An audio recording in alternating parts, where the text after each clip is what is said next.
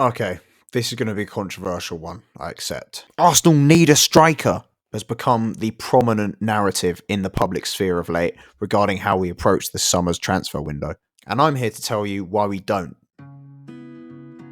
German philosopher Jürgen Habermas, the man who theorised the idea of the public sphere, argued in later revisitations to the concept that the sphere often comes to the incorrect consensus. And I think the Arsenal transfer public sphere has got it wrong here. Yes, I'm being slightly deliberately provocative in my strong stance. I do in fact believe that in an ideal world, of course we'd have more depth in this position, and perhaps upgrade what we already have, although I think this is significantly more difficult than some people think it is. However, with the tightening of PSR and how much we spent in previous windows, I don't think we'll have the luxury of being able to spend frivolously this summer, and that means we have to prioritise. For me, an explosive wide player and a reliable 8 who can offer more ball progression than Kai Havertz does in this role, with similar off-the-ball qualities, should be prioritised over a striker. I've got several reasons why I think these should be the priority, with Sunday's game at the Etihad kind of highlighting a lot of these for me.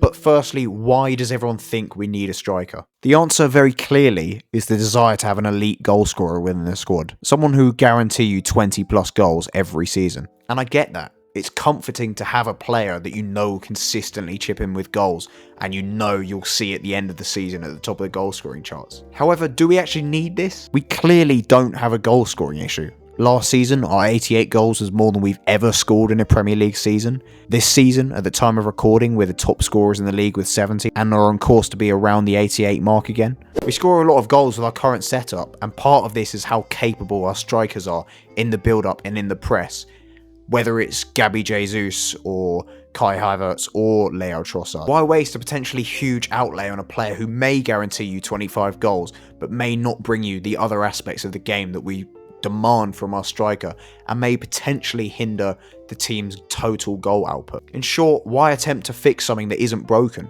And I know what some people are screaming at me, just sign a striker who can do these things but also score more goals than our current crop of forwards. If you can point to that player is in the market right now, then fair enough. But personally, I'm just not convinced by any of our targets. I've watched a lot of Victor Osimhen, and as good as he is, I don't think he is good enough to justify the potential quoted prices. And I think he lacks the technical quality required to operate in our system and in the tight spaces against low blocks in the Premier League. Benjamin Sesko could be one to become elite in the future, but at the moment he looks too raw to elevate our level. Victor Gyökeres is an interesting option, but given his career path, I'd be sceptical about his ability to move the needle for us next season. I think this season may prove to be a bit of a mirage with regards to his level. I'd love Alexander Isak, but again with the quoted prices, I just can't justify it, as I feel there just are bigger issues in the squad. Don't get me wrong, this is a position we're going to have to address at some point in the future, whether that's 1, 2, 3 years into the future as our strikers begin to age, but at the moment they're not at that age, and I just think there are bigger priorities. And what about our current actual striker options? What is wrong with them? Everyone's going to say finishing, I know.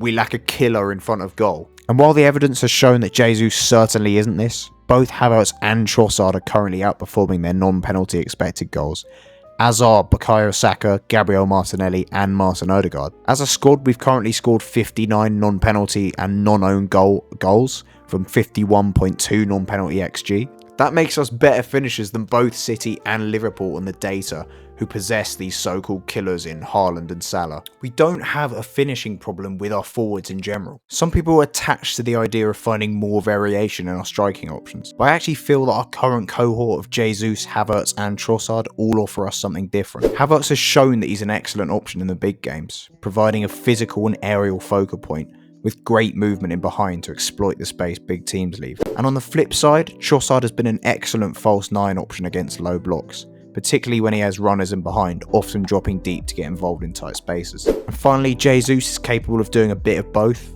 and is ideal when you want to suffocate your opposition with an intense press. Yes, he can't stay fit, but that's why you have Trossard and Havertz in the squad.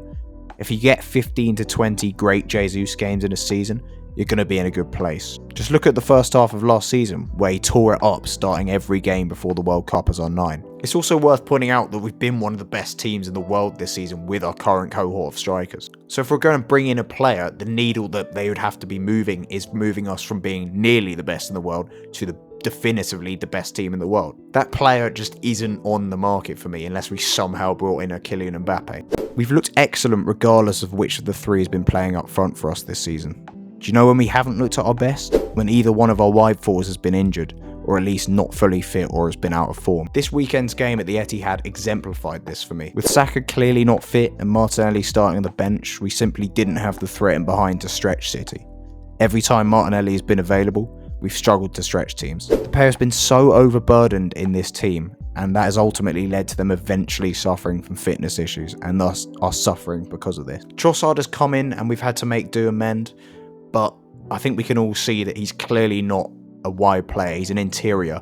He doesn't offer that direct running and movement in behind, and he can't hug the touchline like a Martinelli can. Reece Nelson possesses some of these traits, but unfortunately he's just a step below in terms of quality. To me, this just highlights how imperative it is we bring in a player who can rotate in and out with Martinelli and Saka. Someone who can relieve that over-reliance on them. Look at all of Pep's City sides and count how many elite level wingers he's had at his disposal each time. They all come in and out of the side on a carousel.